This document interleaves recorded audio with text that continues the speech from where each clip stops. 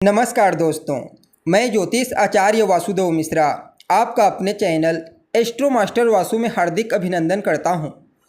दोस्तों, आज का यह ज्योतिष का कार्यक्रम आप लोगों के लिए यानी कि तुला राशि के जातकों के लिए बड़ा ही खास और महत्वपूर्ण कार्यक्रम साबित होगा। आज हम बात करेंगे ग्रहों के सम्राट सूर्य के राशि परिवर्तन प्रभाव के बारे में। जी हाँ, बीते 17 अक्टूबर 2024 के प्रातःकाल 7:56 पर भुवन भास्कर सूर्य अपनी वर्तमान राशि कन्या राशि को छोड़कर अपनी नीच राशि अर्थात आपकी राशि तुला राशि में प्रवेश कर चुके हैं और आने वाले महीने नवंबर महीने की 16 तारीख तक अर्थात 16 नवंबर तक इसी तुला राशि में गोचर करते हुए आपको प्रभावित करेंगे। फिर उसके पश्चात वृश्चिक राशि में इनका प्रवेश हो जाएगा।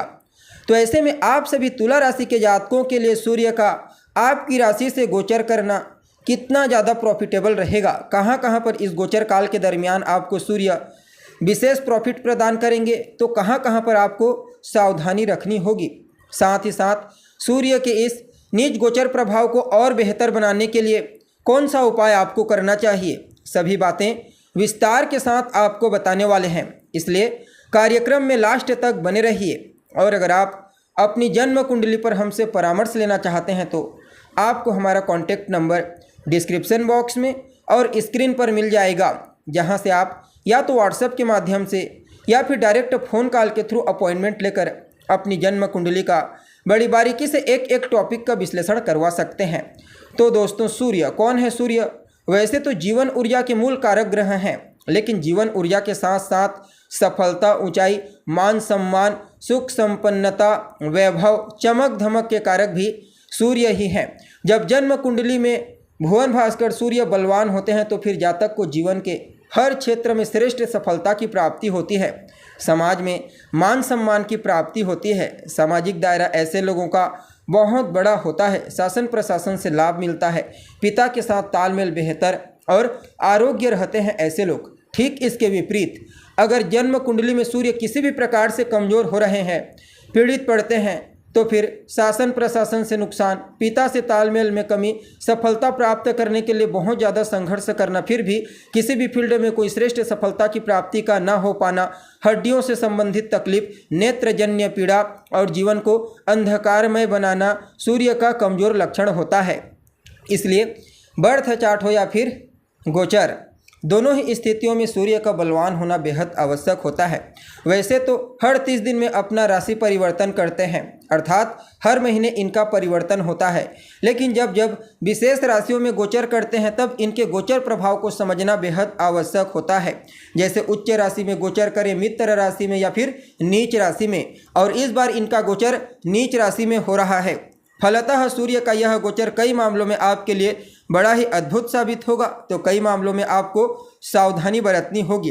तो देखिए, सूर्य आप सभी तुला राशि के जातकों के लिए आपके 11वें घर के स्वामी बनते हैं, अर्थात आपके लाभेश। और कहाँ पर गोचर कर रहे हैं? तो आपके फर्स्ट हाउस में, यानी कि आपकी राशि से ही उनका गोचर हो रहा है।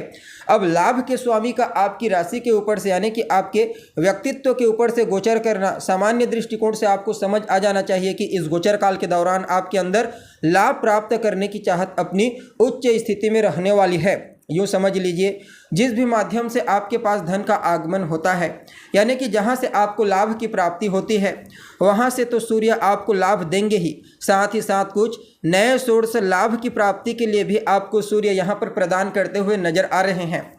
आपकी कोई इच्छा है, अधूरी इच्छा जो लंबे समय से पूरी नहीं हो पाई है, तो आप निश्चित तौर पर अपनी उस इच्छा को पूरी कर पाने में कामयाब होंगे। और सूर्य का यह गोचर जहाँ एक तरफ आपके आत्मविश्वास, आपके कॉन्फिडेंस को बढ़ाने का प्रयास करेगा, तो वहीं आपके निर्णय लेने की क्षमता को भी मजबूती प्रदान करते हुए नजर आएंगे। इस गोचर काल के दौरान आप एक लीडर की भूमिका में रहेंगे, अर्थात कार्य क्षेत्र में किसी बड़े प्रोजेक्ट में लीड करने का मौका आपको प्राप्त हो सकता है।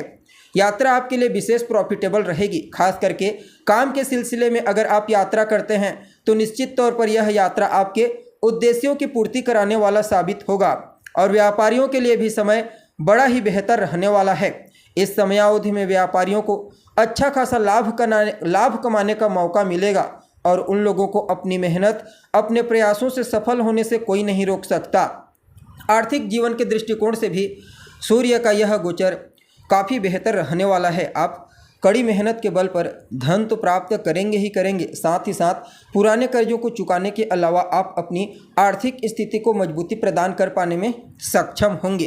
प्रेम जीवन में भी एक नई आशा दिखाई देगी, अर्थात अगर आप किसी के साथ रिलेशनशिप में हैं, पूर्व में किसी बात को लेकर के कोई अनबन वैचारिक मतभेद उत्पन्न हो गई थी, तो निश्चित तौर पर सूर्य का यह गोचर आपको फिर से एक मौका प्रदान करने वाला है, जहां पर आप अपने रिलेशनशिप को और उत्तरोत्तर बेहतर बना सकते हैं। जी हाँ, साथ ही साथ स्वास्थ्य के दृष्टिकोण से भी समय बढ़िया रहने वाला है, क्योंकि एक तरफ सूर्य आपके कॉन्फिडेंस को बढ़ाएंगे, तो वहीं दूसरी तरफ आपके इम्यून सिस्टम को भी काफ़ी हद तक बूस्टिंग प्रदान करने का प्रयास करेंगे, जिसके कारण स्वास्थ्य से संबंधित कोई भी प्रॉब्लम आपको इस गोचर काल के दौरान नहीं होगी, बल्कि पहले से कोई समस्या थी तो वह दूर हो जाएगी। बड़े भाई बहनों को भी करियर में विशेष ग्रोथ दिलाने का कार्य करेंगे। हालांकि जीवन साथी के साथ थोड़ी बहुत वैचारिक मतभेद उत्पन्न हो सकते हैं, इस बात का आपको ध्यान रखना है। क्योंकि सूर्य एक अग्नि तत्व के ग्रह हैं और स्वयं अहंकार को डिनोट करते हैं। फलतः इस समय आपकी पर्सनैलिटी में ईगो विशेष रूप से देखने को मिलेगी और लाइफ पार्टनर की पर्सनैलिटी में भी ये चीज़ देखने को मिलेगी। अतः एक तरफ से तो झुकाव आवश्यक है, तभी जाकर के रिश्तों में मधुरता बरकरार रहेगी। इसलिए आपको सलाह दी जाती है कि शालीनता से पेश आना आपकी पहली प्राथमिकता होनी चाहिए। जी हाँ, बाकी व्यापारियों के लिए, नौकरी पेशा विद्यार्थियों, हर किसी के लिए सूर्य का यह गोचर विशेष प्रॉफिटेबल साबित होगा। कुल मिलाकर के देखा जाए रेशियो के दृष्टिकोण से, तो आप सभी तुला राशि के जातकों के लिए भले ही नीच राशि में हैं, फिर भी आपको 70% तक पॉजिटिव परिणाम प्रदान करेंगे।